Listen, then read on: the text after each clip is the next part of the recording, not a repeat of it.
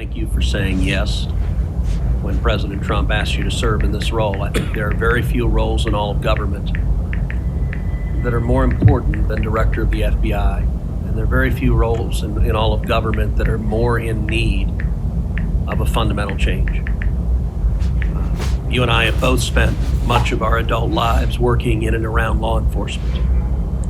And the loss of respect from the American people of the FBI and of the Department of Justice is one of the most tragic developments of the last 4 years. Both the Department of Justice and the FBI have a long history of being apolitical, outside of politics, of being faithful to and focused on upholding the rule of law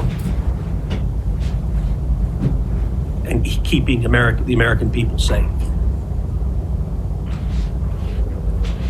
And in many ways, the worst legacy, in my opinion, of the Biden administration was the complete politicization and weaponization of both the Department of Justice and the FBI, turning them into tools to attack the perceived enemies of the Biden White House. Now, you have been charged with going in and restoring integrity to the FBI. That is not going to be an easy task. But before you can carry out that task, and I am confident you will be confirmed and you will be in the position to carry out that task, you've got to make it through the gauntlet of the Senate Judiciary Committee and my colleagues on the Democrat side of the aisle, who I don't know how many spots on Senator Tillis's bingo card have been filled, but it looks like he's playing blackout and they're all filled right now. But you will be and have been accused of just about everything they can, but I want to focus on what several Democrats have done recently, which is trying to blame you for the violence that occurred on January 6th, which even in the annals of ridiculous attacks, this one really takes the cake. So let's just focus on some facts. Let me ask you a question. What role did you occupy in the days immediately before January 6th? Chief of Staff of the Department of Defense. You were the Chief of Staff at the Department of Defense. Yes, sir. So to be clear, you were not rioting at the Capitol. No, sir. Where were you physically on January 6th? In the office of the Secretary of Defense of the Pentagon. And what were you doing on that day?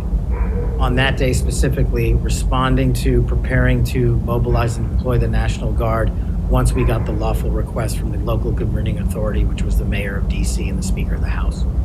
Now, how many days in advance were you working to prepare the Department of Defense to help secure the Capitol on January 6th? Days in advance, Senator. We were in the Oval Office on an unrelated national security matter with the President of the United States, the Secretary of Defense, the Chairman of the Joint Chiefs of Staff, and myself. And the President authorized up to 20,000 plus National Guardsmen and women to secure any security measures necessary related to the Capitol. So we were moving to the fullest extent of the law before the requisite request came from a local governing authority days ahead of time. And while you were Chief of Staff at DOD, how many times did DOD approach Capitol Police and ask if they needed National Guard assistance? I believe those letters are well documented, numerous instances, and numerous of those instances, those requests were shut down. Now, am I correct that the Capitol Sergeant at Arms said assistance was unnecessary? That's correct, Senator. Who did the Sergeant at Arms report to? The Speaker of the House. That would have been Nancy Pelosi at the time, is that correct? Yes, Senator. And would that also be Chuck Schumer, then the Senate Majority Leader? The Sergeant at Arms, yes, Senator, reports up there. Did Mayor Bowser, the Democrat elected mayor in D.C., either request or allow National Guard assistance? She put in writing on the days leading up to January 6th a declination for National Guard additional support. And that letter is available publicly to the world. And just to speak English for folks at home, a declination meant she said no, don't send National Guard. Is that right? Yes, sir. Let me ask you a simple question, because from the questioning from my Democrat colleagues, they might think otherwise. Do you condemn violence against law enforcement? All of it. And by the way, is that true whether the violence is right-wing or left-wing or anywhere else? There is no discriminating between types of violence against law enforcement.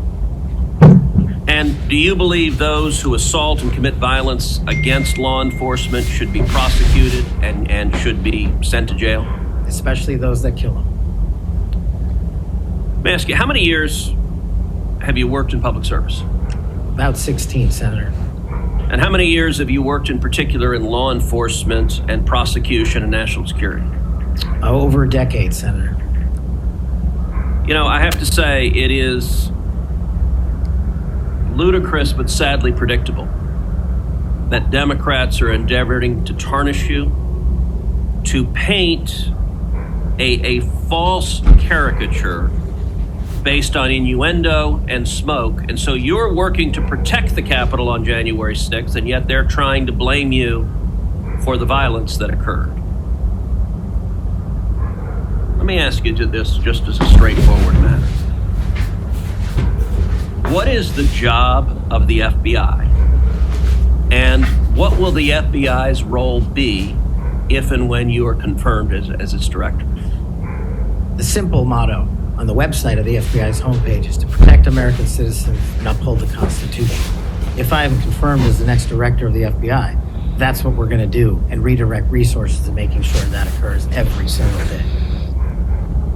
Thank you for your willingness to do so, and this committee will hold you to account on restoring integrity at the FBI, and I thank you also for your commitment to transparency. I think that is incredibly important to bringing back integrity, and I'm grateful for it. Thank you, sir. Senator